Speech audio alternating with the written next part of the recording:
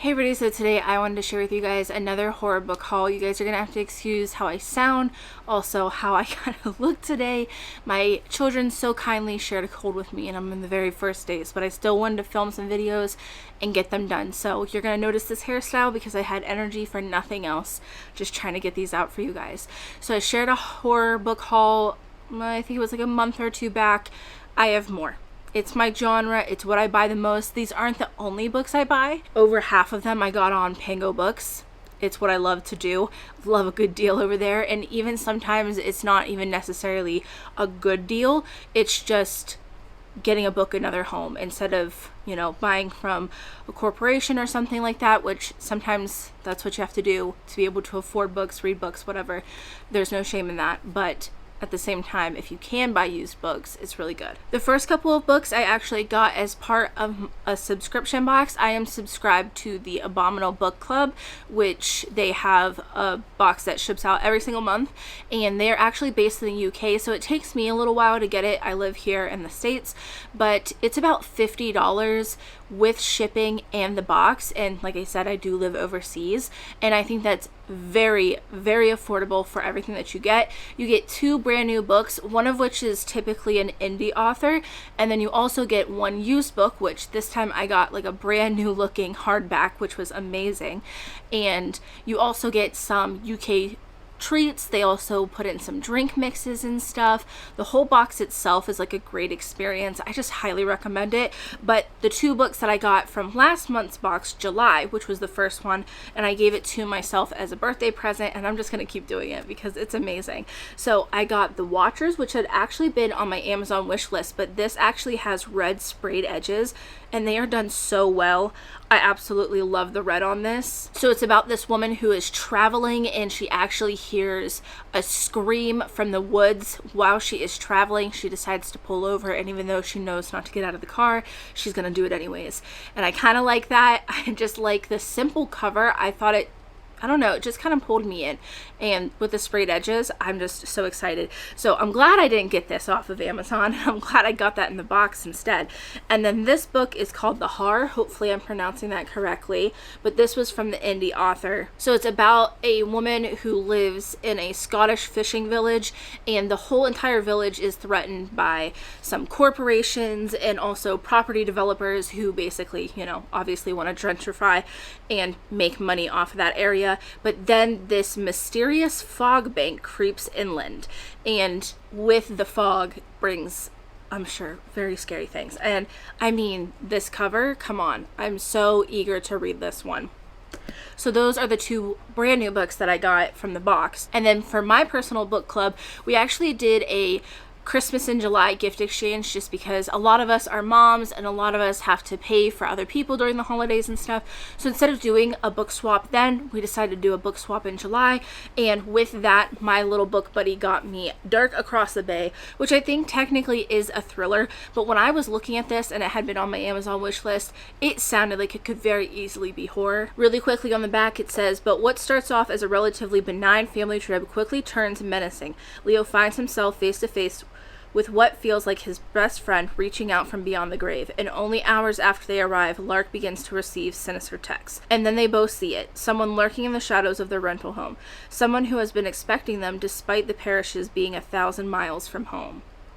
So I mean, it could be a thriller, could end up not being as horror-ish as I thought it would be, but I'm still very eager. The next one I got from Books A Million. They actually had this in store, so I did a store pickup on my birthday, and I got They Drown Our Daughters, which was one of the books that I was looking most forward about, and it is about a whole lineage of women who actually die in mysterious ways. There's usually 2 manners of death, one more sinister than the other, but it just seems like there's this narrative around this lineage of women that they have mental health problems and that they're crazy, they go insane, and, you know, sometimes they harm themselves and stuff like that. And it's this like really scary thing. And also the main character here, Meredith, her mother does not let her get anywhere near the water because they do live on a cape, and she doesn't understand her mother's there's fear. She is also a mother herself. She goes back to her hometown, back to her mother because of relationship issues, and it just kind of spirals from there. It is a little bit of a lengthy book, but I loved this so much.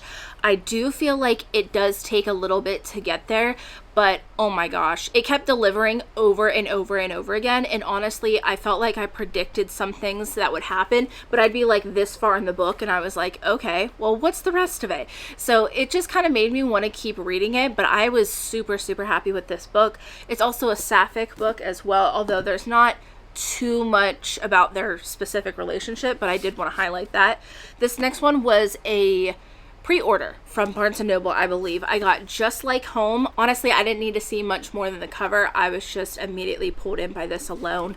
It does say that coming home is hard enough for Vera, and to make things worse, she and her mother aren't alone. A parasitic artist has moved into the guest house out back and is slowly stripping Vera's childhood for spare parts. He insists that he isn't the one leaving notes around the house in her father's handwriting, but who else could it possibly be? There are secrets yet discovered in the foundations of the notorious Crowder house. Vera must face them and find out for herself just how deep the rot goes.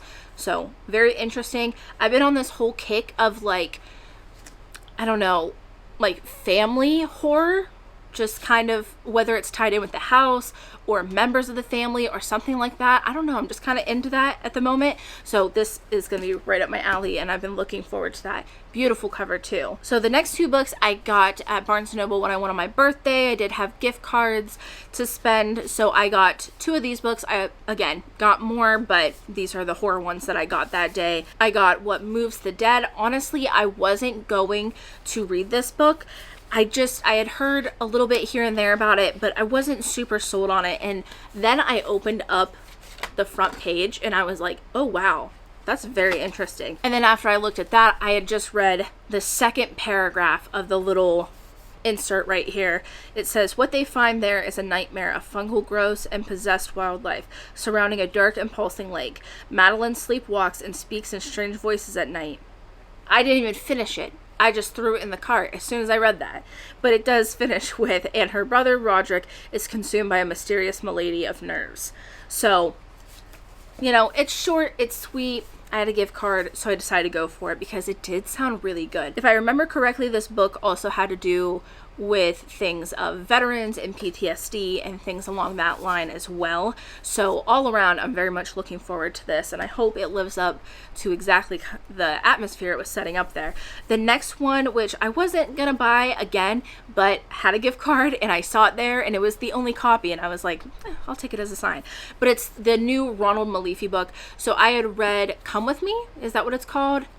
A couple months back, and I really enjoyed it. He is a very wordy author, as you can tell, and the pages are very small font, so it's not like it's just like big font in there and it's a lot of pages. He is a very dense, wordy man, but I had a really good time with his last book, especially the ending. I just chef's kisses. Wasn't expecting it, loved it anyways. But this is called Blackmouth. Honestly, don't know what it was about, but again, I had such a good time with his other book that I wanted to give this one a shot. On the back it says, for nearly 2 decades, Jamie Warren has been running from darkness. He's haunted by a traumatic childhood and the guilt at having disappeared from his disabled brother's life. But then a series of unusual events reunites him with his estranged brother and their childhood friends, and none of them can deny the sense of fate that has seemingly drawn them back together. Nor can they deny the memories of that summer so long ago, the strange magic taught to them by an even stranger man, and the terrible act followed them all into adulthood. In the light of the new danger, they must confront their past by facing their futures and hunting down a man who may very well be a monster. Giving very much It vibes. So, I'm very excited for it. Like I said, he gets a little wordy, but I feel like his work is really worth it. He really delivers, at least with the last book that I read. The next two books I actually bought right before Mark and I's little vacation. I always go there, pick up a couple books, and I usually leave with more than I can read on that trip.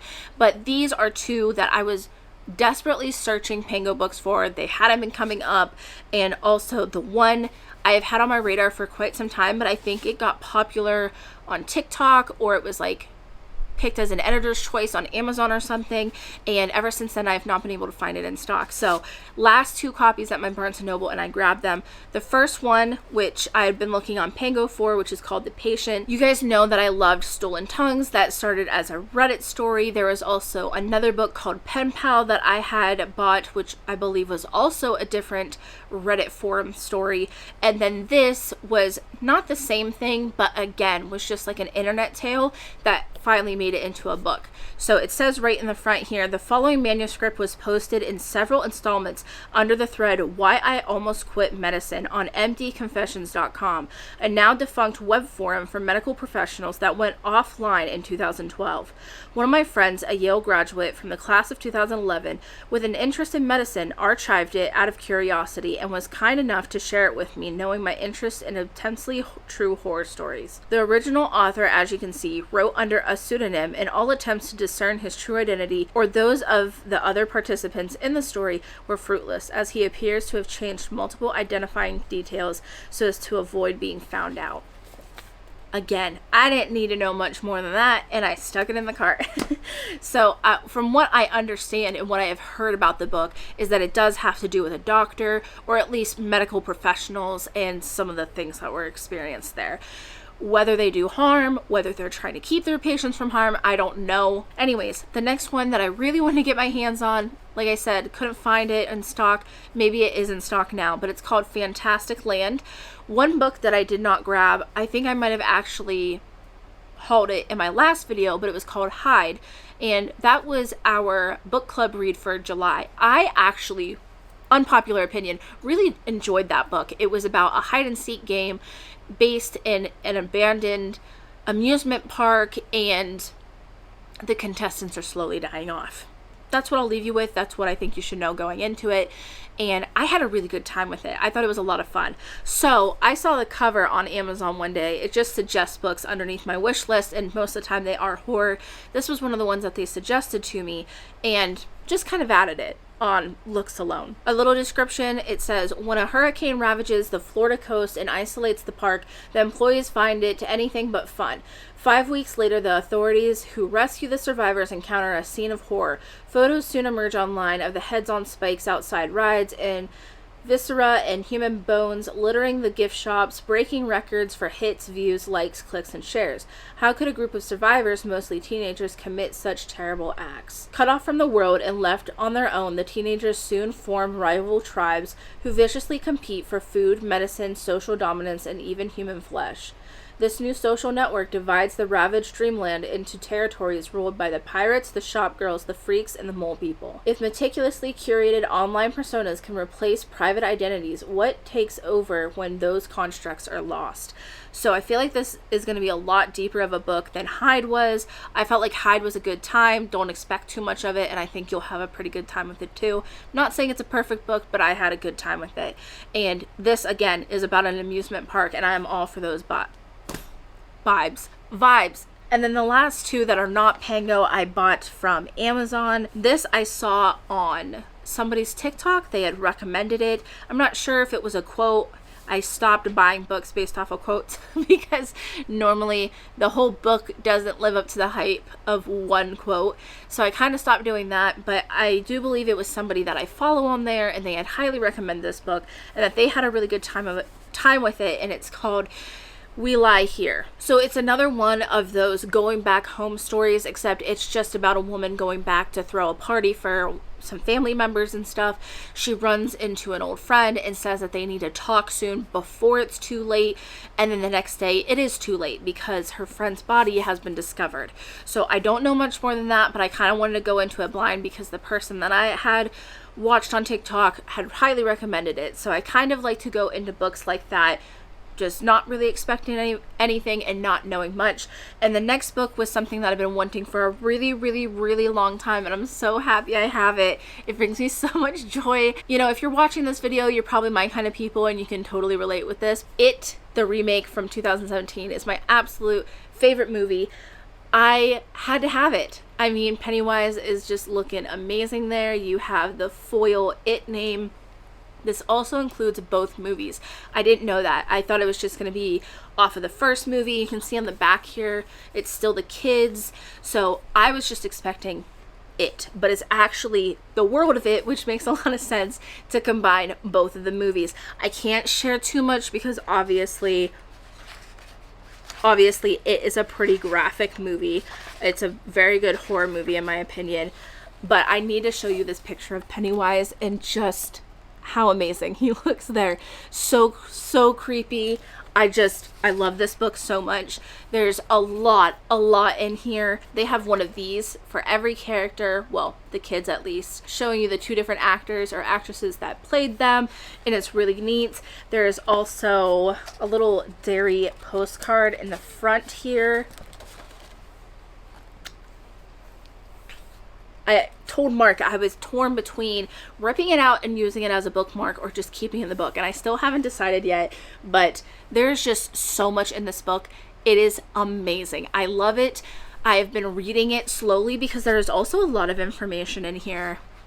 There is so many pictures, there's sketches, there's some like behind the scenes kind of illustrated work as well to map out scenes.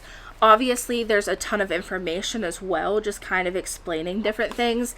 There's so many good pictures of Pennywise here, and I love this movie. It's one of my absolute favorites. A little bit of a controversial thing to say, which I know I have talked about before in the past, but I don't read Stephen King.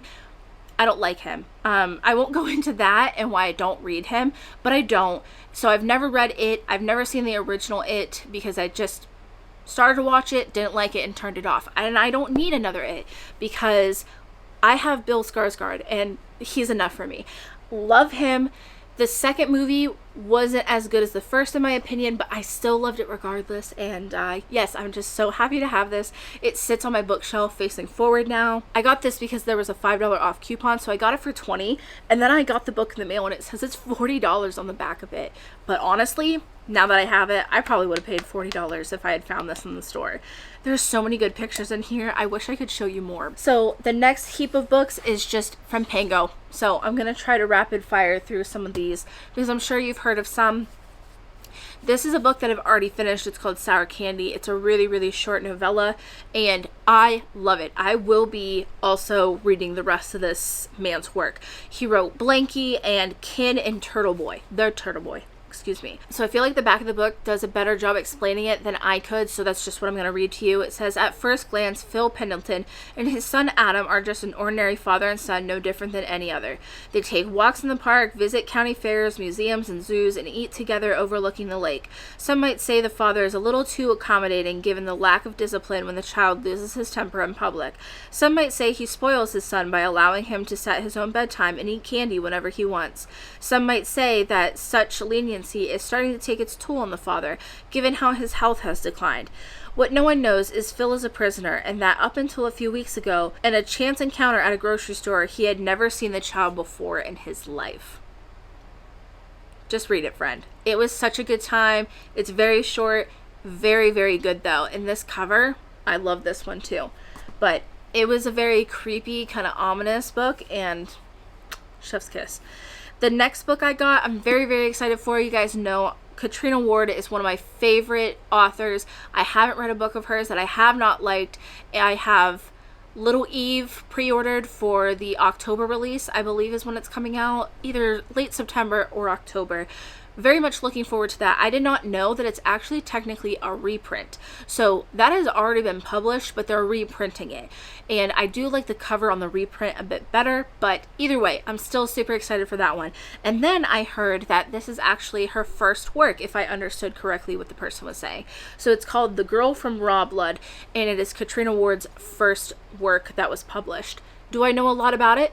No. But I don't need to, because Katrina Ward is always a fabulous time. I love her horror books, so I'm very eager to see what her first work is about. This came from Pango. It was actually from a library, which is really cool. So it's got some of the library stickers on here, but not my library.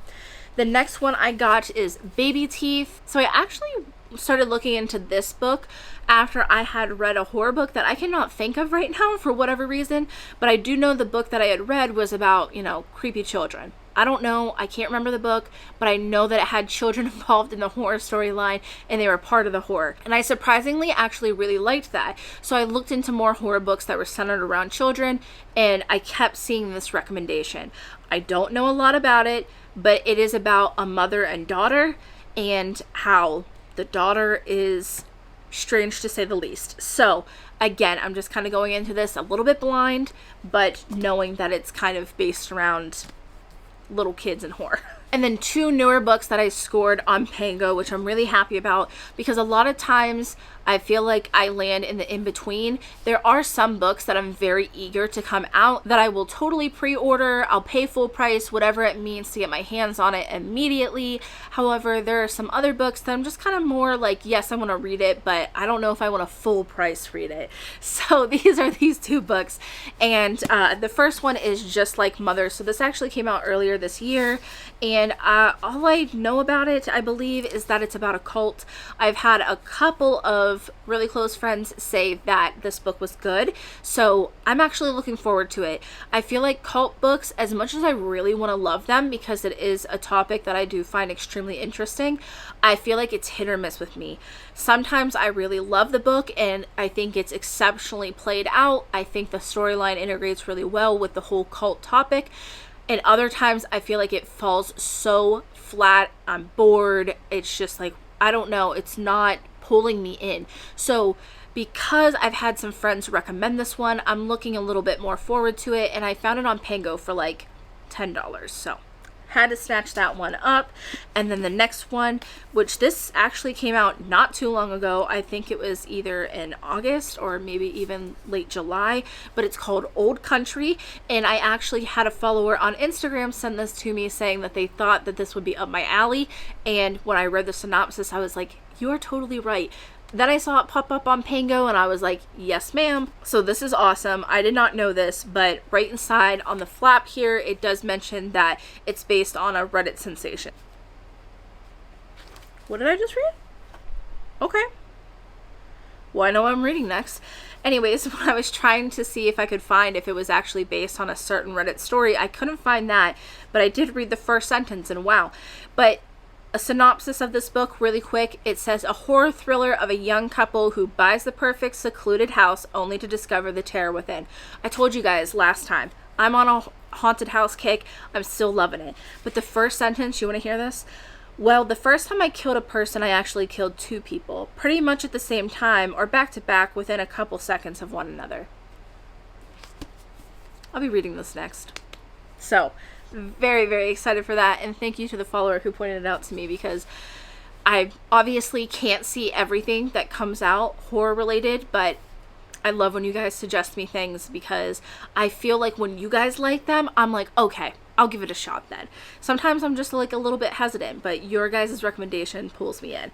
The next one I think everybody has heard of, Tender is the Flesh. I've heard so many hot and cold things about this that I just kind of want to make up my own mind.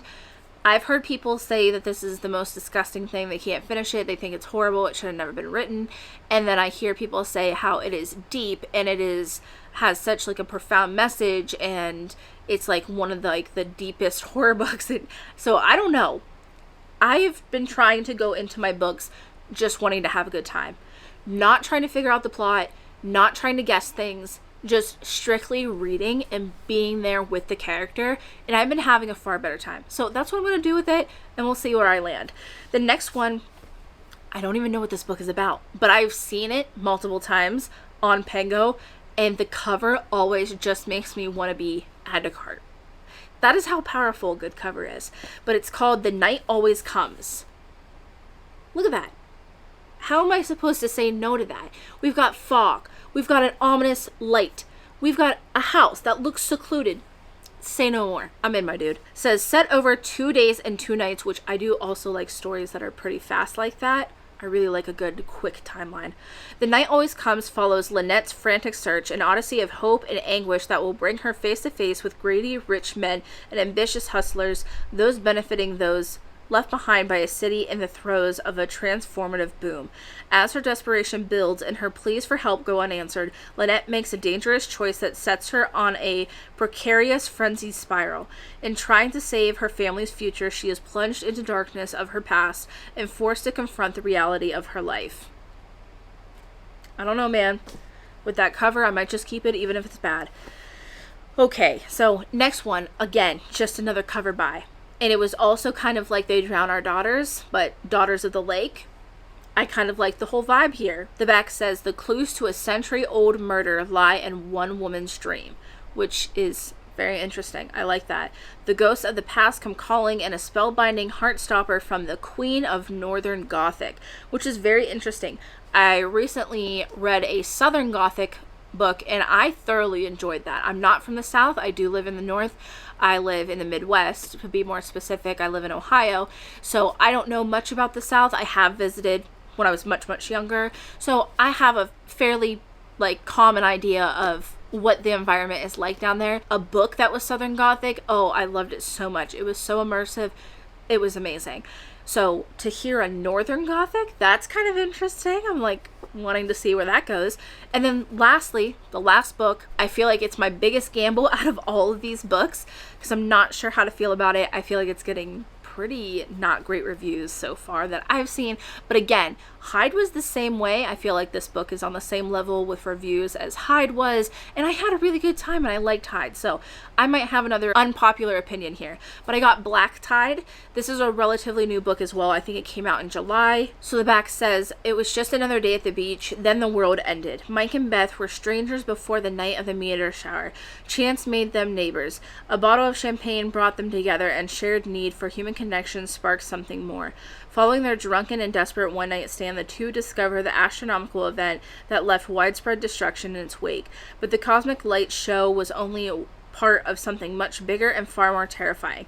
When a lost car key leaves them stranded on an empty stretch of Oregon coast, and inhuman screams echo from the dunes, when the rising tide reaches for their car and unspeakable horrors close in around them, the two self-destructive souls might fight to survive a nightmare of apocalyptic scale.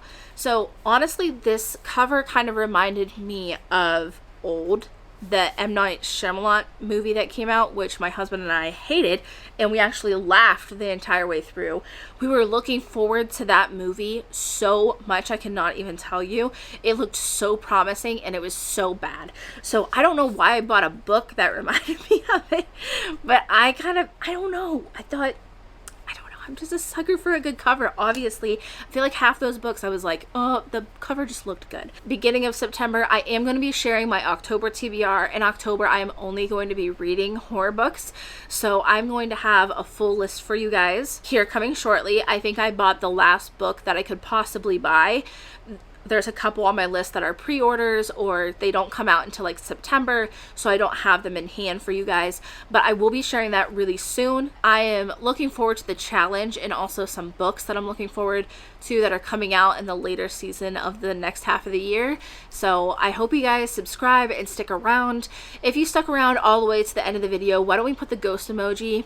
Just getting ready for spooky time, and honestly, August is the start of that for me. It just goes by way too fast to not enjoy it for a longer amount of time. So that's why I like starting early. If you liked the video, make sure to give it a thumbs up as well. And as always, thanks for watching.